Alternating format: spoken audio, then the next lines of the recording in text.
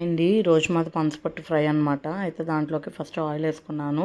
జీలకర్ర, ఆవాలు, మినపప్పు, శనగపప్పు, కొంచెం ఎండుమిర్చి, కరివేపాకు, అల్లం వెల్లుల్లి పేస్టు, కొంచెం ధనియాల పొడి, వెల్లుల్లి వేసుకొని బాగా స్టిచ్ చేసుకున్నాను అండి. ఉల్లిపాయ అయితే వేయలేదు. తర్వాత పనసపొట్టు ఫస్ట్ ఉడకపెట్టుకున్నాక అది కొంచెం ఉడికేసాక అప్పుడు ఈ తిరగమాతలో వేసుకున్నాను అండి. తర్వాత ఉప్పు, కారం, పసుపు వేసుకుని అడ్జస్ట్ చేసుకున్నాను. బాగా స్టిర్ చేసుకున్నాను అనమాట. స్టిర్ చేసుకున్నాక దాంట్లోకి కొంచెం గరం మసాలా వేసుకున్నానండి. చాలా టేస్ట్ వస్తుంది. శుభ్రంగా తిప్పేసుకున్నాక అప్పుడు కొత్తిమీర వేసుకున్నాను అనమాట. అసలు చాలా అంటే చాలా బాగుంటుందండి పనసపొట్టు ఫ్రై ఇలా చేసుకుంటే. ఒకసారి ట్రై చేయండి.